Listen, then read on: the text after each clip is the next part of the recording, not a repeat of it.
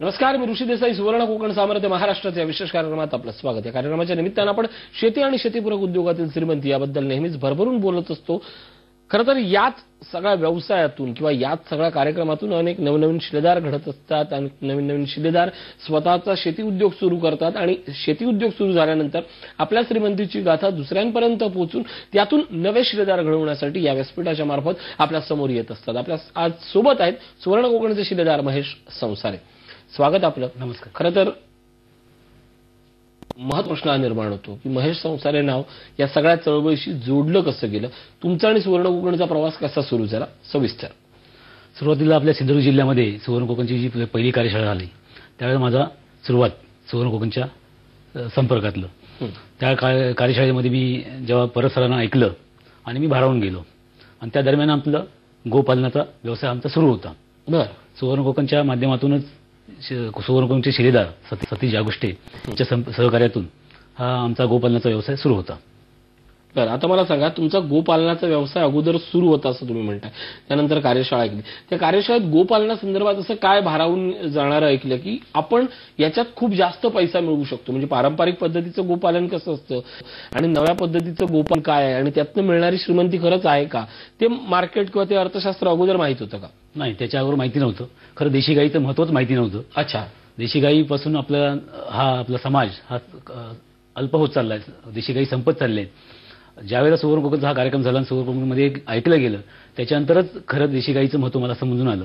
आणि देशी गाई केवळ दुधापुरती उपयोगी नसून तिची संपूर्ण जी पंचगव्य आहेत, दूध, दही, तूप, गोमूत्र, शेण, या सर्वच पंचगव्याचा आपला मानवी आरोग्यासाठी चांगला उपयोग आहे. निरोगी जीवनासाठी तो अत्यंत महत्वाचा आहे. आणि म्हणून ही गाय, देशी गाय ही आपल्याला सांभाळली पाहिजे. देशी गाय सांभाळली तरच आपल्याला आपलं आरोग्य हे निरोगी राहील. देशी गाय सांभाळली पाहिजे. देशी गायीपासून वेगवेगळे फायदे होतात, त्याच्या या गोष्टी सगळ्या उलगडत गेल्या. त्यानंतर मधल्या काळात तुम्ही देशीची गायीची गोशाळा सुरू केली, वेगवेगळ्या गायी आणल्या. त्या कुठून गायी आणल्या, त्याच्या जाती काय होती, निगा, संगोपन, पालन कसं होतं त्याचं? ह्या देशी गायी ज्या आणल्या त्या आम्ही गुजरात मधून आणल्या होत्या. बरं. खरं तर गिर गाईचं महत्व जास्त हेच व्हॉट्सअपवरती आपल्याला ऐकायला येत होतं, बघायला मिळत होतं.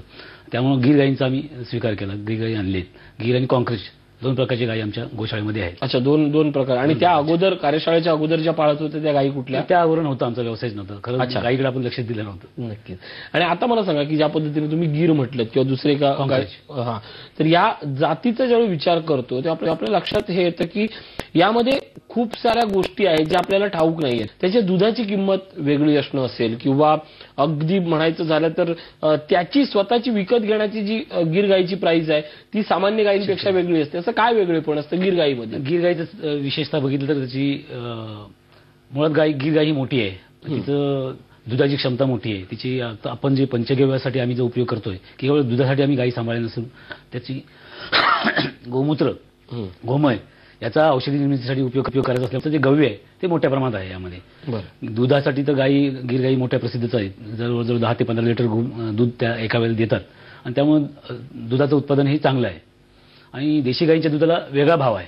अच्छा. जो जर्सी गाई किंवा ऑस्ट्रेलियन फ्रिजियनसाठी जे दिला जातो दर 30-35 रुपये, त्याच्या देशी गाईच्या दुधाला 60-70 रुपये दर आहे. नक्कीच. आपण नेहमी एक विचार करताना आणखीन एक खूप जण बोलतात की जनरली बाजारात मिळणारं दूध, देशी गाईचं दूध आणि त्यातही गिर गाईचं दूध यामध्ये प्रचंड फरक असतो. गिर गाईचं दूध हे मानवी आरोग्यासही चांगलं असतं, त्याबद्दल काय सांगाल? हां, बाजारामध्ये जी दूध आहे ती सध्या टोटली जर्सी गाई किंवा एचएफची गाई आहे त्या विषारी दूध प्रकार आहे तो दुधाचा प्रकार. बरं. ह्या देशी गाईचा मुळातच प्रचार लोकांना माहिती नाही. म्हणजे पूर्वपार ऋषीमुनींच्या काळापासून देशी गाईचं महत्व वेगळं होतं. आज ते काय ज्ञान लुप्त झालंय समाजामध्ये किंवा शेतकऱ्यामध्ये ते ज्ञान संपून गेलेलं आहे. आणि ही खरी गरज आहे आता की प्रत्येक शेतकऱ्यापर्यंत हे ज्ञान पोहोचवण्याचं. देशी गाईचं संवर्धन का करावं, देशी गाईचं महत्व काय, आणि त्यात विशेष करून आता ह्या मोठ्या गाई गिर किंवा कॉन्क्रीटच्या जास्त दुधाच्या गायी आहेत म्हणून आपण त्याचा स्वीकार केलाय. खरं तर कोकण भागात कोकण गिड्डा म्हणून पण गायी चांगली आहे, तिचंही महत्व अद्भुत आहे. परंतु तिचा गव्यामध्ये उपयोग केला तर ते कमी प्रमाणात होतं, दूध कमी देते म्हणून तिचं महत्व कमी झालंय. शेतकऱ्यांना त्याचं महत्व पटत नाहीये. आणि आता जो आम्ही प्रकल्प घेतलाय तो पंचगव्य औषध निर्मिती म्हणजे गायीच्या दूध दही, तूप, गोमूत्र, गोमय याच्यापासून टोटली औषध निर्मिती. नक्कीच मला या विषयावर थोडंसं आणखीन बोलायचं आहे, कारण आपल्याकडे गोशाळा केली म्हणजे की सरसकट दूध एके दूध किंवा दुधाच्या व्यतिरिक्त जास्तीत जास्त तूप त्याच्या पुढे जात नाही. पण तुम्ही हे काहीतरी वेगळं करताय, हे नेमकं काय आणि त्याचं अर्थशास्त्र फार मोठं आहे. हां, नक्कीच अर्थशास्त्राचा विचार केला तर केवळ दुधाचा पैसा हा त्याच्या संगोपनासाठी पण पुरत नाही. दूध जर आपण मार्केटमध्ये विकलं, आपण एक तुम्हाला म्हणजे अगदी साधं सोपं उलगडून दाखवायचं तर असं विचारतो, एक गाय आहे गिर जातीची गाय, माझं असं समज आहे की त्याच्याकडनं मला दिवसाला फक्त 60 रुपयाचं दूध मिळतं. त्यापेक्षा जास्त काय काय मिळतं, जे पंचगव्य म्हणता, शेण म्हणता, गोमूत्र, मला सगळं एक्सप्लेन करून. हां, खरं दूध सोडलं तर गोमूत्र हे गीर गाईपासून आम्हाला जवळजवळ दिवसाला 5 ते 7 लिटर कमीत कमी. त्याचा आज बाजारभाव काय? बाजारभाव म्हटलं तर 50 रुपये लिटरने गोमूत्र जातं. पण ते जर प्रोसेस केली, अर्क निर्मिती केली तर 300 ते 400 रुपये लिटरने. म्हणजे दुधाची किंमत 60 रुपये आणि 1 लिटर गोमूत्रापासून मिळणारी किंमत 300 रुपये. 300 रुपये. अच्छा, असा तो फरक आहे. त्याच्यानंतर शेण, पंचगव्य, शेणापासून अग्निहोत्रासाठी आपण शेणी बनवतो किंवा धूपस्टिक बनवतो. वातावरणातले ऑक्सिजनची कमतरता झाली तर धूपस्टिक जर बनवलं तर आपलं खूपच त्याचं महत्व वेगळं आहे. म्हणजे ऑक्सिजनची जी निसर्गामध्ये कमतरता झाली तर त्यासाठी जर आपण धूपस्टिक जर वापरल्या तर 10 ग्राम तुपामध्ये 1 टन आपला ऑक्सिजन निर्मितीचं हे होतं, तयार होतो त्याच्या जाळण्यामधून. तर हे वातावरण शुद्धीसाठी गोमय खूप महत्वाचं आहे, शेण म्हणायचं.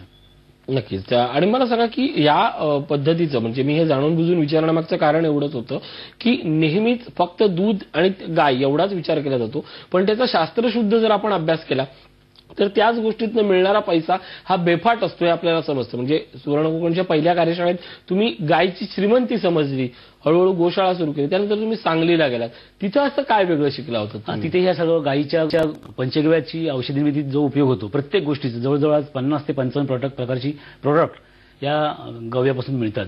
फक्त दूध, दही, तूप, गोमूत्र, शेण. तर आणि प्रत्येक गव्याचं म्हणजे दुधाचं वेगळे उपयोग केले जातात, तुपापासूनचे वेगळे उपयोग किंवा वेगळी औषध निर्मिती केली जाते, शेणापासूनची औषध वेगळी तयार केली जातात. गोमूत्र सगळ्यात आपलातून आहे. गोमूत्रापासून हजारो गोमूत्र म्हणजे अगदी काहीच त्याच्यावर प्रक्रिया न करता सुद्धा जर केलं तर 50 ते अगदी 300 पर्यंत हे सगळं जात. गोमूत्रापासून भरपूर प्रकारचे औषधं तयार केली जातात. आणि दुधापासून जे आपण दही बनवतो, दूध ही विक्री केली की केवळ 60 रुपये मिळतील. पण दुधापासून प्रोसेस केली, दही बनवलं, त्याच्यापासून ताक बनवलं, तूप बनवलं तर ते प्रत्येक घटकाची किंमत ही वाढत जाते. आज तूप जवळजवळ बाजारामध्ये 3 ते 3.5 हजार रुपये तूप विकलं जातं. पण तेच जर दूध विकलं तर दुधापासून आपल्याला तेवढे पैसे मिळत नाही जे तुपापासून मिळतात. पुन्हा जे टाकाऊ पदार्थ आहेत, जे ताक आहे, ताकापासूनही वेगवेगळी औषधे बनवली जातात किंवा शेतीसाठी उपयोग त्याचा होतो. आणि दही तर आपल्याला माहिती, दहीचं पण महत्व वेगवेगळ्या आहारामध्ये आहे. असं एकूणच ते प्रोसेस केली तर त्याचा पैसा खूप होतो. नक्कीच. आपण ह्या सगळ्या गोष्टी म्हणजे बेसिकली गाय, त्याचे फायदे, त्यातली श्रीमंती आपण समजून घेतली. मुद्दा आणखीन एक महत्वाचा हा निर्माण होतो की या कार्यशाळेच्या अगोदर तुम्ही कुठला व्यवसाय करत होता? हा, माझा कन्स्ट्रक्शन व्यवसाय, शेती व्यवसाय. अच्छा. शेती व्यवसायामध्ये माझी ऊसाची शेती आहे 6 एकर. अच्छा. आणि मी ऍग्रिकल्चर डिप्लोमा होल्डर असल्यामुळे मला शेतीमधली खूप आवड आहे. काजू बाग आहे, आंबा बाग आहे. असं म्हटलं जातं की बाबा ऊस उत्पादक शेतकरी आहे त्याच्याकडे प्रचंड पैसा असतो किंवा ते नगदी पीक म्हणून ओळखलं जातं. त्या तुलनेनं तुम्ही इथनं लगेच वळलात, तर त्यावेळी या 2 गोष्टींमधला फरक कसा दिसला? कारण आपल्याकडे कसं झालंय, श्रीमंत शेतीत नाहीच आहे आणि जी आहे ती सोडत नाहीत. म्हणजे ऊस एके ऊस, कापूस एके कापूस. ट्रॅक चेंज करणं, कारण तुमच्यासारखे असंख्य ऊस उत्पादक शेतकरी आहेत की ज्यांना आता थोडंसं बदलायचं आहे पण ते घाबरत आहेत. कदाचित तुमच्या या इंटरव्ह्यू नंतर, या वाक्यानंतर ते बदलतील. तुम्ही नेमका ट्रॅक चेंज करण्याचा निर्णय घेतला तेव्हा काय समोर होतं?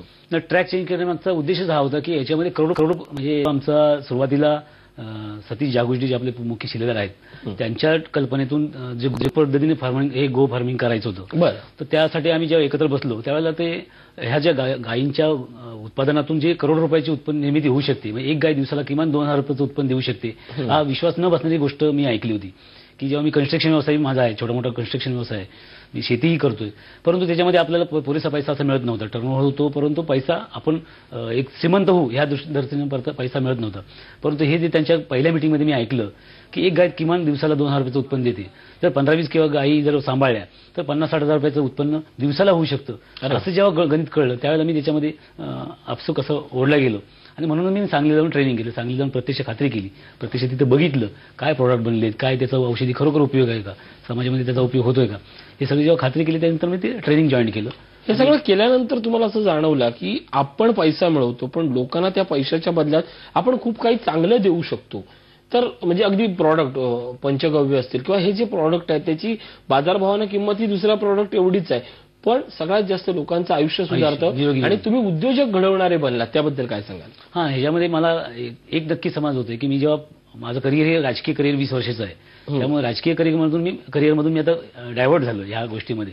तर जेव्हा राजकीयमध्ये आपण समाजसेवा म्हणून काम करता राजकारण होत असतं, इथे मला समाजाची निरोगी राहण्यासाठी जी सेवा करायची आहे यासाठी मी जास्त आता ओढलो गेलोय की समाजाला आपण जर निरोगी बनवायचं असेल तर एका गायीपासून आपण या गायीच्या उत्पादनापासून आपण समाजाला उद्बोधन देऊ शकतो, प्रबोधन करू शकतो, गायीचं महत्त्व पटवून देऊ शकतो आणि गायीच्या महत्त्वातून त्यांना प्रत्येक शेतकऱ्याच्या दारामध्ये एक गाय कशी असेल, एक गाय जरी असेल तर ते सर्व कुटुंब सुखी राहील या दृष्टिकोनातून आपण प्रबोधन केलं, गावोगाव प्रचार प्रसार केला तर निश्चितपणे भविष्यात 10 वर्षामध्ये पुढच्या 5-10 वर्षामध्ये या गायीचं महत्त्व वाढेल, गायी टिकल्या जातील आणि प्रत्येक समाजातलं प्रत्येक कुटुंब हे निरोगी राहण्याचं हे होईल, निरोगी आहे असं माझं स्वतः मत आहे आणि त्या पद्धतीनं काम करा. आता मला तुमच्या गोठ्याबद्दल जाणून घ्यायला आवडेल.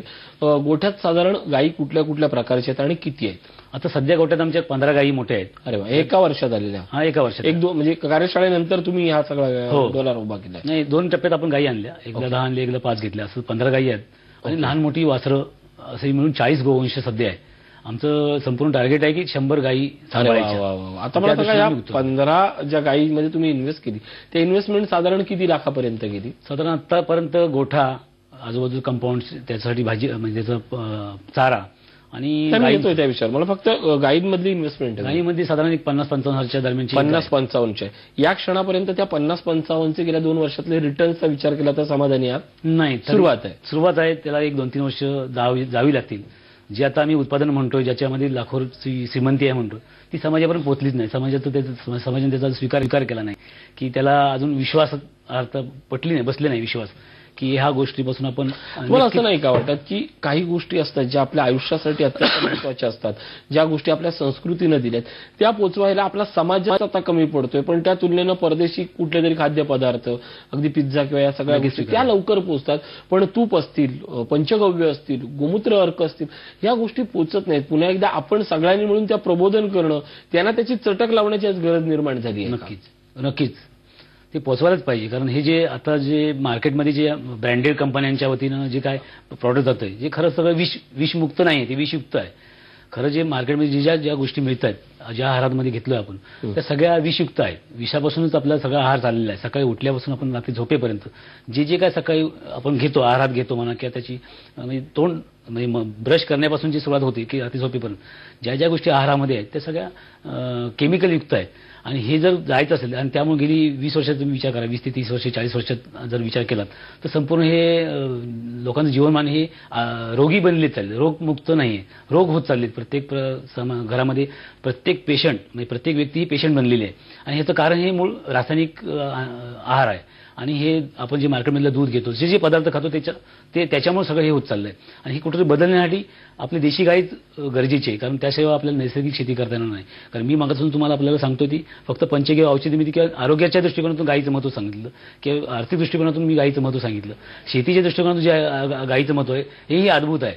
कारण त्याच्या देशी गायीच्या गोमूत्र शेण किंवा ह्या गोष्टी ज्या आहेत त्या आपण शेतीमध्ये जर वापरल्या तर आपल्याला नैसर्गिक शेती किंवा विषमुक्त शेती आपल्याला करता येते. आणि त्या दृष्टीनं गेल्या नोव्हेंबरमध्ये आपल्या सुभाष पाळेकर, सन्माननीय सुभाष पाळेकरांचं लेक्चर आपल्या जिल्ह्यामध्ये झालं. मी स्वतः अटेंड या सगळ्या गोष्टी बदलत. मला आता एकच म्हणजे हा कार्यक्रम समारोप करताना मला विचारावं असं वाटतंय की एका कार्यशाळेनं एका सधन असलेल्या म्हणजे चांगला साखर उत्पादक असलेल्या शेतकऱ्याच्या मनात एक चांगला उद्योजक बनवण्याची प्रेरणा मिळाली. तुम्ही आज केवळ शेतकरी नाही आहात किंवा उत्पादक नाहीत, तर चांगला एक समाज घडवत आहे. तुमच्यासारखी आणखीन माणसं या चळवळीत यायला हवी, तर त्यांनी कार्यशाळा करायला हवीत. काय आवाहन कराल नवीन पिढीला की का सुवर्ण कोकणची आज गरज आहे महाराष्ट्राला? सुवर्ण कोकणच्या माध्यमातून असे हिरे दाखवले जातात की जे काही नाविन्यपूर्ण उद्योग करून श्रीमंती करतात, स्वतःची श्रीमंत करताना समोरच्याला श्रीमंतीचे धडे दिले जात आहेत, समोरच्याला सपोर्ट केला जातोय, समोरच्याला सांगितलं जातं, वेगवेगळ्या माध्यमातून मदत केली जाते. आज सुवर्ण कोकण हे असं केवळ संपूर्ण महाराष्ट्रावर मी म्हणेन की असं प्रचार प्रसार ते झालाय की त्या सुवर्ण कोकणमध्ये एकदा एक एपिसोड जर कोणी बघितला असेल तर तो निश्चितपणे त्या वेगानं त्या प्रगती करण्याचा प्रयत्न करतो, काहीतरी शोधण्याचा प्रयत्न करतो आणि ते सातत्याने शोधणं गरजेचं आहे. आज आम्ही असा विचार करतो की आमच्या या गो संवर्धनामध्ये असे अनेक कोण इच्छुक असतील म्हणजे ज्याची आर्थिक गुंतवणूक आहे, करण्याची क्षमता आहे की ज्यांना हे गोसेवेच्या संदर्भात आपल्याला सहभाग घ्यायचा आहे, अशांना पण आम्ही आवाहन करू शकतो की तुम्ही या आमच्यामध्ये, आपण मोठ्या पद्धतीने ते गोसंवर्धन करू, त्याची वृद्धी करू. जो व्यवसाय आम्ही छोट्या पद्धतीने चालू आहे तो आपल्याला मोठ्या पद्धतीने करता येईल. ज्यांना खरं वाटते की आपल्याला, काही लोकांना मी बघितलं सुवर्णकुंभच्या कार्यक्रमात की अशी काही लोकांची इच्छा असते की मला काहीतरी करायचं आहे पण माझ्याजवळ जागा नाही आहे, काही करण्याची सोय नाही, जागा नाही आहे, पैसा आहे परंतु मला वेळ देता येत नाही. तर त्यासाठी मी माझं खुलं आव्हान आहे की अशांसाठी आपण त्यांचं स्वागत करू की ह्या प्रकल्पामध्ये आपल्याला खूप मोठं असं कार्य करता येईल, काम करता येईल आणि पैसेही मिळवता येतील. नक्कीच. पण त्या सगळ्यासाठी कार्यशाळा करणं म्हणजे अगदी प्रत्येक कार्यशाळेतनं तुम्ही शिकत जाता, तुम्ही कोण आहे त्याची ओळख करणं आवश्यक आहे. आणि हे सगळं ज्यांनी निर्माण केलंय त्या सतीश परब सरांबद्दल काय सांगाल? मी त्यांना लाख लाख धन्यवाद देईन की त्यांच्यासारखा एक हिरा आज महाराष्ट्रभर पायाला भिंगरीला फिरतायत आणि लोकांना उद्युक्त करतायत. हे खरं त्यांचं अखंड काम असंच चालत राहायला पाहिजे. आमच्यासारखे तरुण शिलेदार त्यांच्या पाठीशी राहायला पाहिजेत. कार्यक्रम करून चालणार नाही, तर असे जे प्रत्येक एपिसोडमध्ये किंवा प्रत्येक कार्यशाळेमध्ये जे कार्यकर्ते तयार होतात, उद्योजक तयार होतात, त्यांनी पुढे यायला पाहिजे आणि सुवर्णकुंभाची हे खांद्यावरती घ्यायला पाहिजे, धुरा खांद्याला घ्यायला पाहिजे आणि आपल्या भागातल्या परिचित लोकांना पुढे आणण्याचा प्रयत्न करायला पाहिजे. नक्कीच. आपण ह्या सगळ्यांनी म्हणून केलं पाहिजे आणि म्हणूनच सतीश परब सर आहेत, तुमच्यासारखे शिलेदार आहेत, सगळेजण आपण झटतोय. आवाहन करूया नवीन पिढीला की तुम्ही तुमच्या शब्दात काय सांगाल की सगळ्यांनी मिळून या कार्यशाळेत एकदा मोफत कार्यशाळा अटेंड करा आणि स्वतःचं आयुष्य श्रीमंत व्हा. काय आवाहन कराल? मी सर्व लोकांना असं आवाहन करेन की ज्यांना उद्योग व्हायचा, उद्योगी व्हायचं, त्यांनी सुवर्णकुंभची कार्यशाळा अटेंड करायलाच पाहिजे आणि प्रत्येक मिळालेला स्रोत किंवा प्रत्येक मिळालेला मुद्दा त्याच्या पाठीशी लागून त्यामध्ये जी काय आपल्याला आवड असेल, ज्या गोष्टीची साधनांची आपल्याला उपलब्ध असेल त्यात त्यांनी भाग घ्यायला पाहिजे. नक्कीच आपण भाग घेतला पाहिजे. मित्र हो, महेश संसारे अगदी 2 वर्षापूर्वी साखर उत्पादक असलेला हा शेतकरी नव्या जिद्दीनं एका मोफत कार्यशाळेत आला आणि आपलं आयुष्य बदलून गेलं. आयुष्य बदलणं म्हणजे केवळ स्वतः श्रीमंत होणं नसतं, तर आपल्यासोबत 15-20 तरुणांना काम देणं असतं. आपल्या प्रॉडक्टमधनं समाजाचा विचार करणं असतं. पंचगव्य पद्धतीनं असेल, देशी गोसेवा पद्धतीनं असेल, आज सगळ्या समाजाला एक दर्जेदार प्रॉडक्ट मिळावेत म्हणून ते झटतायत. नवीन ज्यांना काहीतरी काम करायचं, आयुष्यात काम करून श्रमशक्तीचा पूर्ण वापर करून श्रीमंत होण्याची स्वप्न आहेत, अशासाठी सगळ्यांसाठी केवळ महेश संसाराचं नाही तर सुवर्ण कोकण स्वागत करत आहे. पण त्यासाठी तुम्हाला ज्या कार्यशाळा आहेत, मोफत कार्यशाळा आहेत, त्या मोफत कार्यशाळेमध्ये सहभागी होणं आवश्यक असतं. कारण या मोफत कार्यशाळेत सहभागी झाल्यानंतरच तुम्हाला कळतं की आपण काय आहोत आणि त्यानंतर आपली आवड काय. याच्यासाठी विशेष प्रशिक्षण कार्यशाळा असतात, त्यानंतर अभ्यास दौरे असतात, DVD असतात आणि या सगळ्यातनं घडला जाणारा एक चांगला असा उद्योजक असतो जो शिलेदार असतो. आणि तो उद्योजक जेव्हा शिलेदार बनतो किंवा शिलेदार जेव्हा उद्योजक बनतो तेव्हा आपल्यासोबत असंख्य नव उद्योजकांचं एक जाळ निर्माण करतं. हे जाळ केवळ व्यवसाय संघटनासाठी नसतं, श्रीमंतीसाठी असतं, समाजासाठी असतं आणि यात सगळ्यातनं एक नवा सुदृढ समाज, सशक्त आर्थिक ताकद उभारण्याचं काम सुवर्ण कोकण करते. मित्रहो, ही चर्चा जर तुम्ही शांतपणे ऐकली असेल, तुमच्या मनातही काही प्रश्न असतील किंवा तुम्हाला या सगळ्या चळवळीत सहभागी असतील किंवा 3 पर्याय जे ठरलेले असतात, माझ्याकडे काम करण्याची ताकद आहे किंवा माझ्याकडे पैसा आहे किंवा माझ्याकडे काम आणि पैसा आहे पण मला काय करावं ते कळत नाही, अशा सगळ्यांचं स्वागत आहे सुवर्ण कोकणच्या चळवळीत. त्यासाठी एवढंच करायचं, फक्त स्क्रीनवर दिसणाऱ्या नंबरशी संपर्क साधायचा, कार्यशाळेत प्रवेश घ्या आणि खऱ्या अर्थानं श्रीमंत व्हा. महेशजी, इथं आलात, खूप सुंदर मार्गदर्शन केलं, धन्यवाद आणि आभार.